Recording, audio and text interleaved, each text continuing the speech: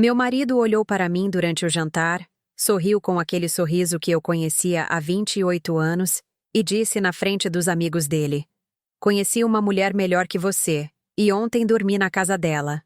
Todos na mesa riram. Aquela risada que homens dão quando acham que estão sendo engraçados, quando acham que humilhar a esposa é uma piada aceitável. Eu não ri. Fiquei olhando para o prato de picanha que custou R$ 120 e que Fábio tinha insistido em pedir, porque ele sempre insistia em mostrar que tinha dinheiro, que era bem-sucedido, que podia pagar pela mesa mais cara da churrascaria Fogo de Chão na Vila Olímpia. E enquanto os amigos dele riam e batiam nas costas dele como se fosse o comediante do ano, algo dentro de mim simplesmente apagou. Não foi raiva. Não foi tristeza. Foi algo mais frio, mais definitivo. Foi a percepção cristalina de que o homem sentado na minha frente, o homem com quem eu tinha dividido quase 3 décadas da minha vida, não me via mais. Como pessoa, eu era uma piada para ele. Uma piada que ele contava para outros homens em mesas de churrascaria enquanto bebia cerveja e fingia que sua vida era perfeita. Levantei os olhos do prato e olhei diretamente para ele. Os amigos ainda riam.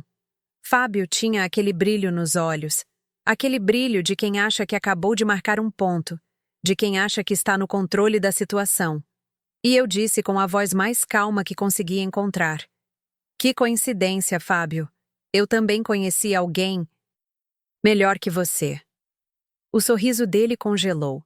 Não desapareceu completamente, mas ficou preso no rosto dele como uma máscara que ele não sabia mais como tirar. Os amigos pararam de rir. A mesa inteira ficou em silêncio. E naquele silêncio eu me levantei, peguei minha bolsa e saí da churrascaria sem olhar para trás. Não corri. Não chorei. Simplesmente caminhei para fora como se estivesse saindo de um lugar onde nunca mais precisaria voltar. E enquanto chamava um carro de aplicativo na calçada, respirando o ar frio de São Paulo às 10 da noite, percebi que pela primeira vez em anos, eu tinha acabado de dizer algo completamente verdadeiro. Eu realmente tinha conhecido alguém melhor que Fábio. Eu tinha me reencontrado comigo mesma. Meu nome é Eliane Medeiros. Tenho 52 anos. Sou professora de matemática aposentada por invalidez desde os 49, quando um problema sério de coluna me forçou a parar de trabalhar. Sou negra. Vim do interior da Bahia quando tinha 20 anos com uma mala de papelão e R$ 300 no bolso. E construí minha vida em São Paulo tijolo por tijolo, aula por aula, planilha por planilha. Me formei em faculdade pública à noite enquanto trabalhava de dia como auxiliar administrativa. Conheci Fábio quando eu tinha 24 anos. Ele era vendedor em uma loja de móveis. Eu entrei para comprar uma estante e ele passou 40 minutos me convencendo que eu precisava de um guarda-roupa também. Era engraçado, charmoso, insistente do jeito certo. Nos casamos 2 anos depois em uma cerimônia simples na igreja do bairro. Compramos nosso apartamento em Moema em 2008, pagando R$ 420 mil, que parecia uma fortuna na época e que hoje vale mais de 1 milhão. Não tivemos filhos. Tentamos por alguns anos, mas não aconteceu. E depois de um tempo paramos de tentar e decidimos que seríamos felizes só nós dois. E fomos felizes. Durante muitos anos, fomos realmente felizes. Mas alguma coisa mudou quando eu me aposentei. Não foi imediato. Foi gradual, como uma rachadura que começa pequena na parede e vai se abrindo devagar até que um dia você percebe que a parede inteira está comprometida. No começo, ele foi solidário. Me levou nas consultas médicas, me ajudou com a fisioterapia, disse que estava tudo bem, que minha aposentadoria de R$ 4.200 por mês era suficiente junto com o salário dele. Mas depois de alguns meses, as coisas começaram a mudar. Fábio trabalhava como gerente de vendas em uma concessionária de carros de luxo. Ganhava cerca de R$ 12 mil por mês, mais comissões que ele nunca revelava o valor exato. E, de repente, ele passou a me lembrar constantemente que ele era o único que trabalhava. Você fica em casa o dia todo, ele dizia. Eu trabalho, eu pago as contas, você não faz nada. Tentei explicar que a aposentadoria por invalidez não era férias, que eu sentia dor todos os dias, que não conseguia ficar em pé por mais de 2 horas seguidas sem sentir como se alguém estivesse enfiando uma faca na minha lombar. Mas ele olhava para mim como se eu estivesse exagerando, como se dor fosse frescura, como se invalidez fosse desculpa. E então ele começou a sair sozinho, toda sexta e sábado à noite, às vezes quinta também. Para onde você vai? Eu perguntava. Com os amigos, ele respondia. Você não aguenta ficar em pé em bar, melhor você ficar em casa descansando. E eu ficava. Ficava sozinha no apartamento assistindo televisão, comendo a janta que tinha preparado para 2, e que ele não comeu porque preferiu comer na rua. Comecei a notar outras coisas também. Ele abriu uma conta corrente separada. Disse que era para organizar melhor as comissões do trabalho. Comprou um celular novo, um iPhone caríssimo. Disse que era bonificação da empresa. Mudou a senha do telefone dele, disse que era por segurança. E começou a postar fotos no Instagram. Muitas fotos. Em bares sofisticados, restaurantes caros, sempre sozinho ou com a foto cortada de um jeito que você não via quem estava do outro lado da mesa. Nos comentários, mulheres que eu não conhecia colocavam emojis de fogo, chamavam ele de gato, diziam que ele estava cada dia mais jovem. E ele respondia com piscadinhas, com agradecimentos cheios de charme. Como se não fosse casado. Como se eu não existisse. Um dia encontrei um recibo de motel no bolso da calça dele. R$ 380, suíte premium com hidromassagem. Quando confrontei ele, Fábio explodiu. Gritou que eu era louca, que era paranoica, que o recibo era de um cliente que tinha deixado no carro dele. E então disse a frase que eu nunca vou esquecer. Você virou uma velha aleijada, Eliane. Eu mereço ser feliz. Eu mereço ter uma vida. Você me arrasta para baixo. Aquelas palavras ficaram penduradas no ar entre nós como uma sentença. E eu percebi naquele momento que não importava quantos anos tínhamos juntos, quantas coisas tínhamos construído, quantas promessas tínhamos feito um para o outro. Para Fábio, eu tinha me tornado um peso. Um obstáculo entre ele e a felicidade que ele achava que merecia. Mas eu não reagi. Não gritei de volta. Não chorei. Não implorei. Simplesmente disse, está bem, e fui para o quarto. E naquela noite, deitada sozinha na cama porque Fábio dormiu no sofá, tomei uma decisão. Ia descobrir exatamente o que estava acontecendo. Ia reunir provas. Ia me proteger. Porque alguma coisa dentro de mim sabia que aquilo não era só sobre outra mulher. Não era só sobre traição emocional. Era sobre algo maior, algo mais calculado. E eu estava certa. Comecei no dia seguinte. Abri uma conta corrente separada em um banco diferente e passei a depositar R$ 2.000 da minha aposentadoria todo mês. O resto eu deixava na conta conjunta para não levantar suspeitas. Instalei um aplicativo de recuperação de dados no notebook que compartilhávamos. Aquele notebook velho que Fábio usava às vezes para acessar o e-mail pessoal porque dizia que era mais confortável que o celular. E esperei. 3 semanas. Depois, o aplicativo me enviou uma notificação. Havia conversas deletadas recuperadas. 2.847 mensagens entre Fábio e alguém chamado Jéssica. Abri o arquivo com as mãos tremendo. As primeiras mensagens eram de 14 meses atrás. Jéssica trabalhava na mesma concessionária que Fábio. Era vendedora. Tinha 31 anos. As conversas começavam profissionais, depois ficavam mais pessoais, depois ficavam íntimas. E então ficavam explícitas. Fotos, vídeos, planos de encontros. E pior. Muito pior do que isso.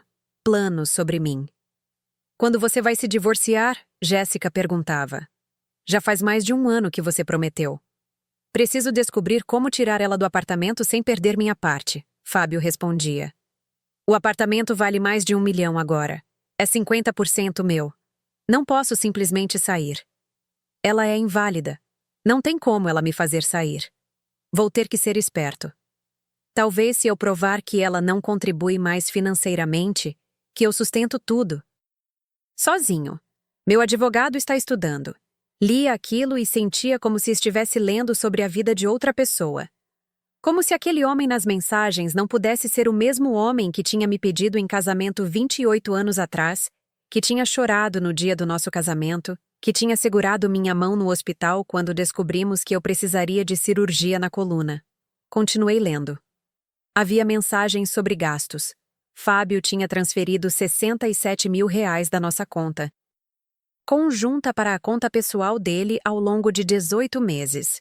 Comprou um carro BMW, um modelo 2022 que custou 280 mil reais, mas me disse que era carro da empresa. Usou o cartão de crédito corporativo para pagar jantares, hotéis, joias. 32 mil reais em gastos pessoais com dinheiro da concessionária. E Jéssica sabia de tudo. Ela ria nas mensagens. Chamava Fábio de esperto. Dizia que mal podia esperar para morarem juntos no apartamento, que ia redecorar tudo, que ia se livrar dos móveis velhos que aquela professora aposentada tinha escolhido.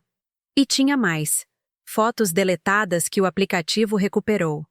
47 fotos de Fábio e Jéssica juntos, em motéis, em restaurantes, em bares. E 3 vídeos. 3 vídeos gravados dentro do meu apartamento, na minha cama, no meu quarto, enquanto eu estava na fisioterapia ou na casa da minha irmã. Sentei na frente do computador por horas olhando para aquelas provas. Não chorei. Já tinha passado do estágio de chorar. Salvei tudo em um pendrive. Enviei cópias para 3 e-mails diferentes que criei especialmente para isso. Imprimi os documentos mais importantes, as transferências bancárias, as conversas mais incriminadoras.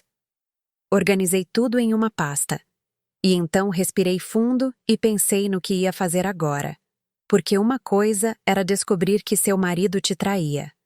Outra coisa completamente diferente era descobrir que ele tinha planejado meticulosamente te tirar da sua própria casa, que tinha desviado dezenas de milhares de reais, que tinha transformado você em piada para a amante dele. Isso não era só traição, era crime. No dia seguinte, liguei para um advogado que uma amiga tinha me indicado anos atrás, Dr. Marcelo Figueiredo, especialista em divórcio e direito de família. A consulta custou R$ 500. Levei todas as provas. Ele passou 2 horas analisando tudo, fazendo anotações, perguntando detalhes. Quando terminou, tirou os óculos e me olhou com uma expressão séria.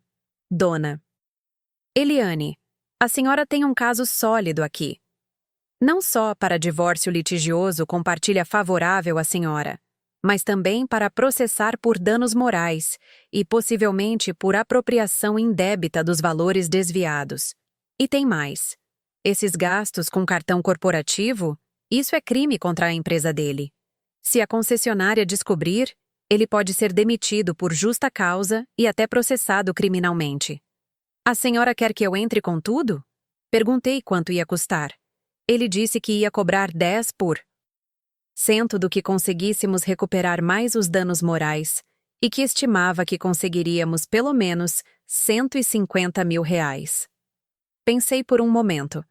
Pensei em 28 anos de casamento. Pensei no homem que Fábio tinha sido um dia, ou no homem que eu tinha acreditado que ele era. E então pensei na mulher que eu via no espelho todo dia. Aquela mulher de 52 anos com cabelos grisalhos, que ela não tinha mais energia para tingir, com rugas de preocupação em volta dos olhos, com costas que doíam tanto que alguns dias ela mal conseguia se levantar da cama. Aquela mulher que tinha dado tudo de si para construir uma vida, uma carreira, um casamento, e que agora descobria que o homem ao lado dela só estava esperando o momento certo para descartá-la como se fosse lixo. Olhei para o Dr. Marcelo e disse: entre com tudo. Mas o advogado me deu um conselho que eu nunca vou esquecer. Dona Eliane, Não confronte ele ainda. Continue agindo normalmente. Quanto mais tempo ele achar que a senhora não sabe de nada, mais evidências vamos conseguir reunir, mais erros ele vai cometer. Deixa ele se sentir seguro, deixa ele se sentir no controle. E quando estivermos prontos, aí sim a gente age. Concordei. E durante as semanas seguintes, vivi uma vida dupla. De dia, eu era a Eliane de sempre, a esposa aposentada que fazia comida, que limpava a casa, que não reclamava quando Fábio saía sozinho de novo. Mas em segredo, eu estava construindo um caso contra ele. Contratei um detetive particular, Ricardo Nogueira, que cobrou R$ 3.500 por 15 dias de investigação. Os resultados foram devastadores. Fábio e Jéssica se encontravam em um motel chamado Vila Segredo toda quinta-feira à tarde. Fábio usava o BMW, que ele disse que era da empresa para buscar Jéssica no apartamento dela no Brooklyn. Comprou para ela uma pulseira de ouro de uma joalheria cara, R$ 4.200 pagos com o cartão corporativo. E a descoberta mais interessante: Jéssica era casada. Casada com um empresário de 48 anos chamado Rodrigo Duarte, que não fazia ideia do que a esposa dele fazia nas tardes de quinta-feira. O advogado também conseguiu uma ordem judicial para ter acesso aos extratos completos da conta conjunta dos últimos 3 anos. E aí, descobrimos que Fábio não tinha desviado R$ 67 mil, como as mensagens indicavam. Ele tinha desviado R$ 143 mil. R$ 143 mil transferidos aos poucos, de 10 mil aqui, de 15 mil ali. Sempre com descrições genéticas, pagamento de carro, seguro, investimentos. Tudo mentira. Tudo indo direto para a conta pessoal dele que eu nem sabia que existia. Enquanto isso, fui fazer terapia. 6 sessões com uma psicóloga chamada doutora Sandra Moraes, R$ 180 cada sessão. Precisava ter certeza de que estava fazendo aquilo pelos motivos certos. Não queria ser movida por vingança, por raiva, por mágoa. Queria ter certeza de que estava me protegendo, que estava buscando justiça, não destruição. E a doutora Sandra me disse algo que mudou minha perspectiva. Eliane, vingança é fazer com a outra pessoa o que ela fez com você. Justiça é fazer a outra pessoa pagar pelas consequências dos atos dela. Você não está planejando destruir a vida do Fábio. Você está planejando recuperar o que é seu por direito e garantir que ele responda legalmente pelo que fez. Isso não é vingança. Isso é amor próprio. 45 dias depois daquela noite na churrascaria, eu estava pronta. Pronta com todas as provas, com todos os documentos, com toda a estratégia. O advogado tinha preparado 3 processos diferentes. Um para divórcio litigioso, com pedido de 70% do apartamento, alegando má-fé e apropriação indébita por parte do Fábio. Outro para restituição dos R$ 143 mil desviados. E um terceiro para danos morais no valor de R$ 100 mil. Total que eu estava pedindo, além da parte maior do apartamento, R$ 243 mil. E tinha mais uma carta na manga. As provas dos gastos com cartão corporativo prontas para serem enviadas para o Departamento de Recursos Humanos da concessionária. E um pendrive com todas as fotos e mensagens entre Fábio e Jéssica endereçado para Rodrigo Duarte, o marido dela. Eu não ia usar tudo de uma vez. Ia dar a Fábio uma chance de resolver as coisas de forma civilizada.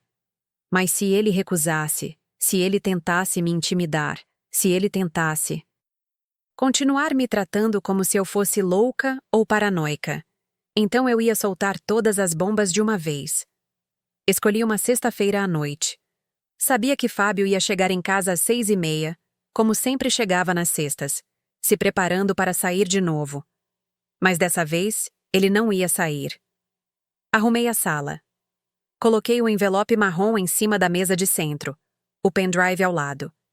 E uma pilha de papéis impressos, 87 páginas de provas, organizadas com clipes coloridos marcando as partes mais importantes.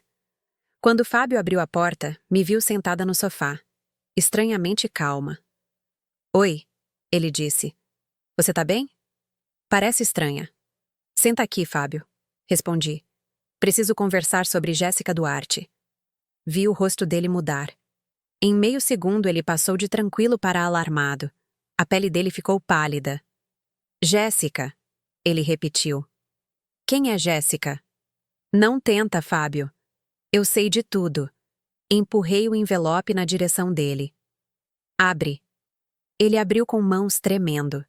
Dentro tinha prints das Extratos conversas, bancários com as transferências marcadas de vermelho, recibos de motel, nota fiscal das joias, relatório do detetive particular com fotos dele buscando ela no apartamento dela.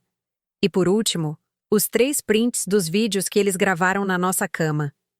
Na nossa cama, Fábio. Na cama onde eu durmo. Ele olhou para tudo aquilo e tentou falar, mas não conseguiu.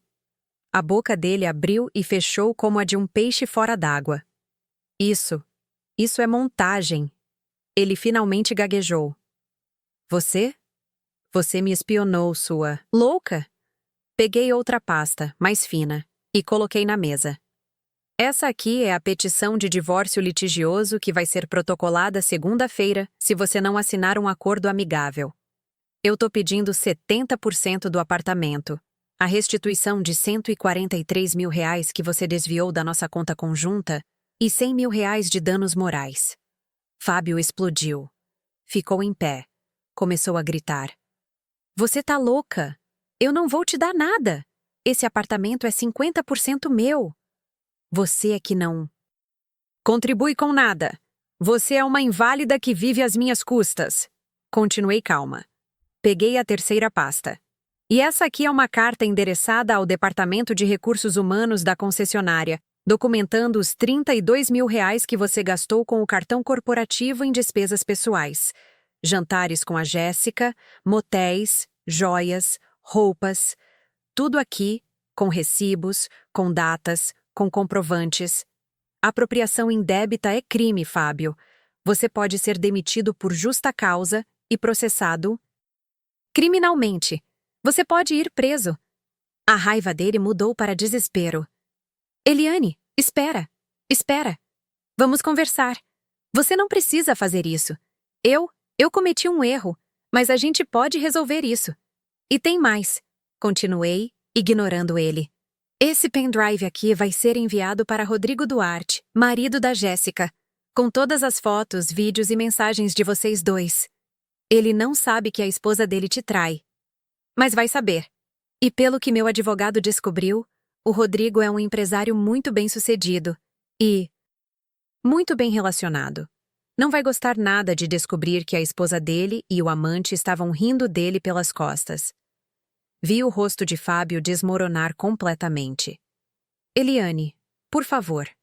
Você vai destruir minha vida. Não, Fábio. Eu vou fazer você responder pelos seus atos. Diferença enorme. Você tem 2 opções.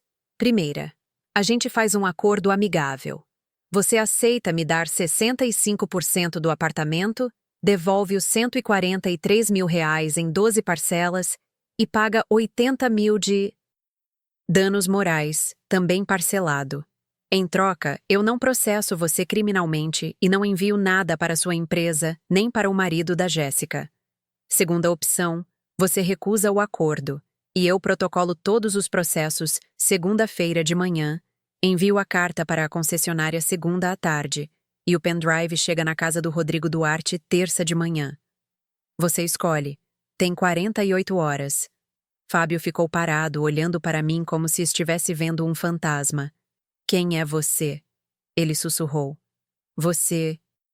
Não é a Eliane que eu conheço. Você tá certa, respondi. A Eliane que você conhecia morreu no dia que você a chamou de velha aleijada. A Eliane que tá aqui agora é alguém que aprendeu a se proteger. Ele saiu do apartamento sem dizer mais nada. Ouvi a porta bater. E então, sozinha na sala, deixei meu corpo relaxar pela primeira vez em semanas. Tinha feito. Tinha confrontado ele. Tinha colocado todas as cartas na mesa. E agora era só esperar. As 48 horas passaram. Fábio não ligou, não mandou mensagem, não apareceu no apartamento. Segunda-feira de manhã, o Dr. Marcelo protocolou o processo de divórcio. Segunda à tarde, eu mesma enviei a carta para o Departamento de Recursos Humanos da concessionária, por e-mail e por correio com aviso de recebimento. E terça de manhã, coloquei o pendrive em um envelope sem remetente e despachei pelos correios para o endereço de Rodrigo Duarte. As consequências foram rápidas. Na terça à tarde, Fábio me ligou 12 vezes. Não atendi. Ele mandou 23 mensagens. Não respondi. Na quarta de manhã, ele apareceu no apartamento. Mas eu tinha trocado as fechaduras. Ele ficou batendo na porta, gritando, me chamando de louca, de vingativa, de cruel. Chamei a polícia.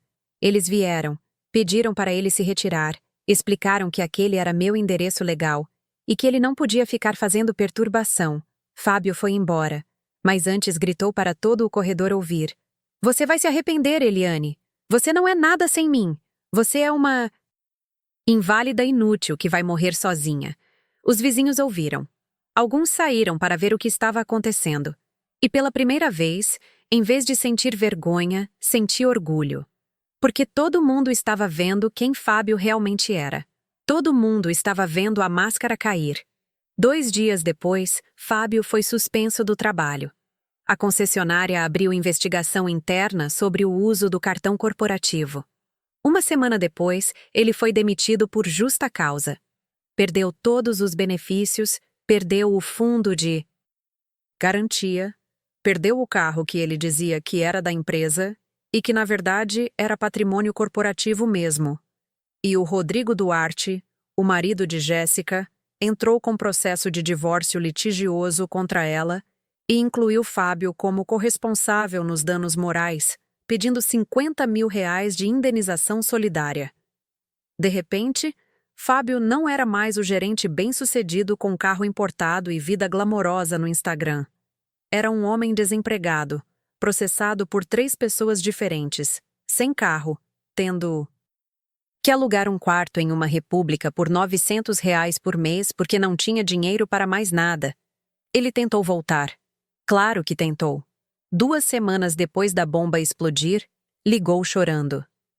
Eliane, eu errei. Eu errei muito. Mas você não precisa me destruir assim. A gente pode conversar. A gente pode tentar de novo. Eu ainda te amo. Desliguei na cara dele. Ele mandou mensagem. Eu vou mudar. Eu prometo. Vou fazer terapia. Vou ser o homem que você merece. Me dá uma chance.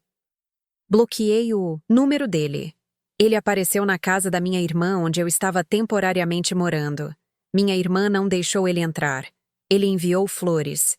Joguei no lixo. Ele enviou carta manuscrita. Rasguei sem ler. Porque eu tinha aprendido uma coisa fundamental. Quando alguém te mostra quem realmente é, você acredita. E Fábio tinha me mostrado durante 3 anos quem ele realmente era. Um homem capaz de desviar dinheiro, de trair, de mentir, de gravar vídeos íntimos na sua cama com outra mulher, de planejar, te tirar da sua própria casa, de te chamar de aleijada inútil. Esse homem não merecia segunda chance. Esse homem merecia exatamente o que estava recebendo. Consequências. O processo de divórcio demorou 14 meses. Foram audiências, perícias, análises de documentos. O advogado de Fábio tentou argumentar que eu era vingativa, que estava exagerando, que ele tinha sido um bom marido por 28 anos e merecia consideração. Mas as provas eram incontestáveis. As transferências estavam documentadas. As mensagens estavam salvas. Os vídeos existiam. Os recibos de motel tinham nome e CPF dele. Não tinha como negar. A sentença saiu em uma terça-feira à tarde. A juíza concedeu o divórcio. Me deu 65% do apartamento, que na avaliação atual valia R$1.200.000. Então, minha parte era de R$780 mil. determinou que Fábio me pagasse os R$ 143 mil, desviados em 12 parcelas mensais de aproximadamente R$ 12 mil cada. Determinou que ele me pagasse R$ 80 mil de danos morais, também em 12 parcelas de aproximadamente R$ 7 mil cada. E ainda teve que pagar as custas processuais, R$ 18 mil. No total, considerando a parte do apartamento e os valores a receber, eu ia ficar com mais de R$ 1 milhão. E Fábio ia ficar com R$ 360 mil do apartamento quando vendêssemos, menos tudo que ele teria que me pagar, o que dava praticamente nada. Fábio tentou apelar. A apelação foi negada.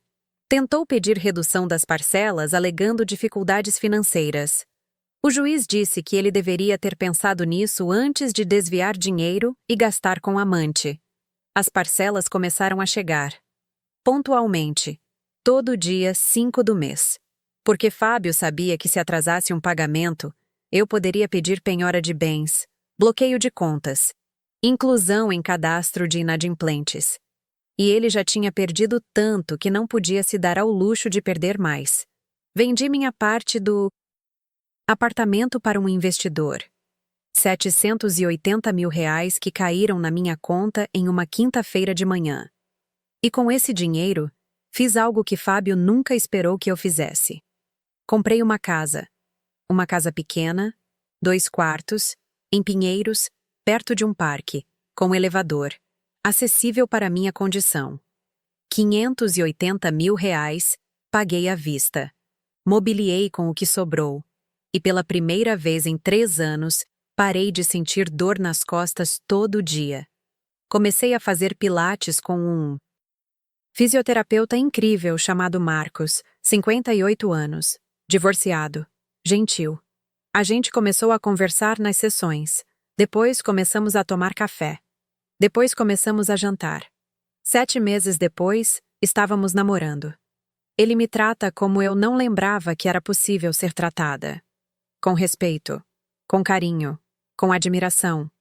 Hoje, 1 ano e meio depois daquela noite na churrascaria, acordo de manhã e olho pela janela para as árvores do parque. Faço meu café. Leio um livro. Vou na fisioterapia. Almoço com Marcos 2 vezes por semana. Não moro com ele, não tenho pressa. Comecei a dar aulas voluntárias de matemática financeira para mulheres acima de 50 anos no centro comunitário do bairro. Ensino elas a identificar abuso financeiro, a conferir extratos bancários, a proteger o patrimônio. Muitas delas me procuram depois das aulas para contar histórias parecidas com a minha. Maridos que desviam dinheiro, filhos que manipulam, parentes que se aproveitam. E eu ensino o que aprendi. Documente tudo. Busque ajuda profissional. Não tenha medo de agir. Fábio continua pagando as parcelas. Falta ainda 5 meses para terminar. Ele me mandou mensagem mês passado pedindo para conversarmos, dizendo que amadureceu, que entende agora o que fez de errado. Deletei sem responder.